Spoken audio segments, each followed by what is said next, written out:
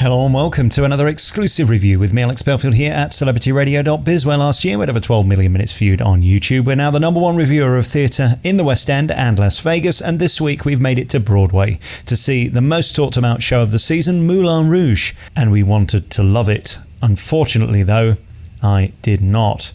I found it excruciating in places, I found it unedifying in others, I found it overwhelmingly dripping with spectacular decadence, a couple of standout performances, but mostly an annoying mess.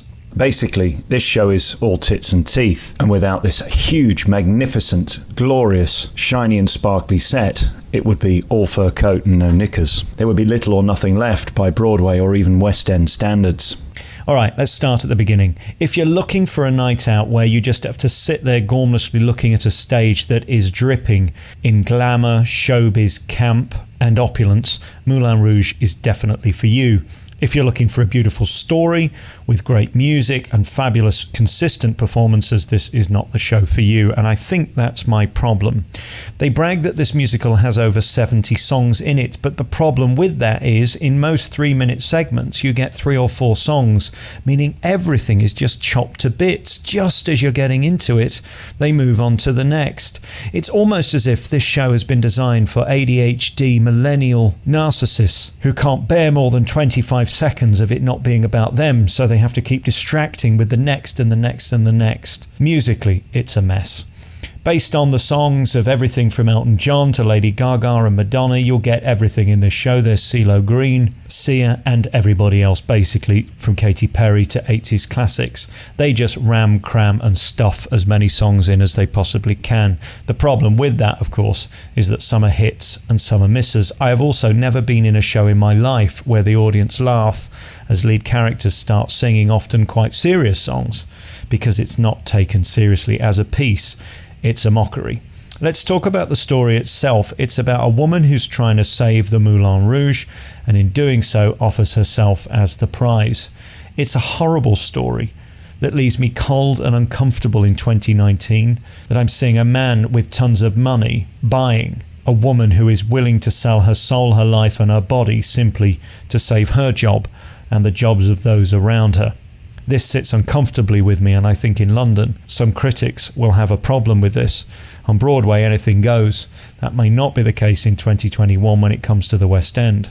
In terms of the set, well, it is one of the biggest I've ever seen. The set starts as you walk in the auditorium. It's just beautiful. My God, the money they have spent on this sexy production is ludicrous. And by the way, it is a sexy production. You've got hot people from the beginning to the end. They are delicious. There are all types there, from straight to gay and everything in between. This is a millennial tale of all sizes, all shapes, all colours, all creeds. There's something for everyone. It's got a touch of the Zoomanity about it from Cirque du Soleil in Las Vegas, if you've ever seen that. If not, just think Greatest Showman. Obviously, it's been massively influenced by that show. There are many nods to it throughout where you go, ah, that lighting's familiar. Ah, that set piece is familiar. The cast themselves are phenomenal.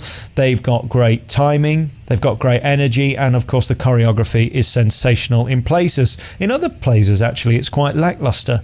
There's quite a lot of track in this show as well, which bothers me. The sound isn't perfect. It's only perfect when it's pre-recorded, and I notice a couple of the tracks are not live, or at least they weren't tonight. There's an endless amount of track, though, in a lot of the pop numbers where the sound is better. When they use the live band, I found the sound to be thin and not necessarily celebrating the voices of those on stage. For me, this show has been overhyped. In fact, it can't live up to the hype. Everybody's gagging to get a ticket to Moulin Rouge, and I can understand why. Sadly, though, it doesn't compete or compare with the polish of so many legendary Broadway and West End shows. Honestly, at times it felt to me like a UK touring production that had had a shitload of money thrown all over it. I mean, the costumes are sensational, but somehow I just didn't care. The whole thing is thrown away and parodied. It is a parody musical in essence. It is not to be taken seriously. So in summary, for me, it didn't quite work. Let's talk about the talent, though, within the show, and there is a lot of talent. The ensemble, of course, are delicious and work their asses off throughout. This is not an easy show. It is ram-packed with one bit after the next, as I say, aiming at millennials who can't focus for more than 20 seconds. It moves at lightning speed.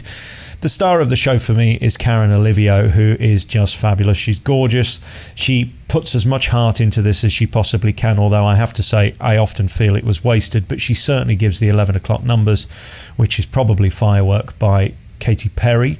It's incredibly loud, this musical, and no song is louder than that. Aaron Tveit is dashingly handsome and has the voice of an angel.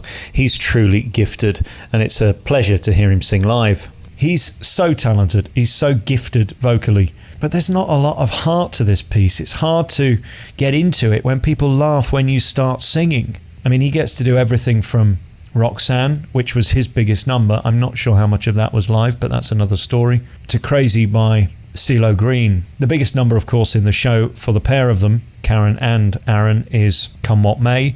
I found it painful, actually, in the beginning. The first time around, just too loud, and it sort of lost control and came off the rails for me. But the second time he sang it solo, it was really beautiful. Karen's got it all. She's a leading lady, and she plays the circus parts magnificently, where she comes from the rafters, as if she hasn't got enough to do on stage but worrying about the fact she might break her neck falling off this swing. Just beautifully done. Also, kudos to Tam Mutu, who is the Duke of Monmouth. Completely unlikable. An okay voice, although he doesn't really get an opportunity to shine, but certainly has the coldness to bring home the appalling context of this story. Nods to Brit Ricky Rojas as well, who did a great job playing the sort of parody Spaniard, the Argentinian for laughs. I guess the standout performance is from Danny Burnstein, who hosts the show. I guess he is the greatest showman in the piece. He's certainly the one with the only and biggest personality who drives the story. Special nods to Sahr Ngaujah, who is just brilliant as Toulouse-Lautrec. He's probably got the biggest heart and soul in the piece. Collectively, they do the best they can to keep this story moving. Frankly, it's just a jukebox that probably would work just as well if it went from set piece to set piece. The story's almost superfluous, akin to We Will Rock You Once Again. So the reason I can't champion this musical is it's not credible as a piece. I've not seen worse writing than opening night of We Will Rock You. There's some utterly cringeworthy moments within it, presumably deliberate, but for me the set and the talent is better than the show itself.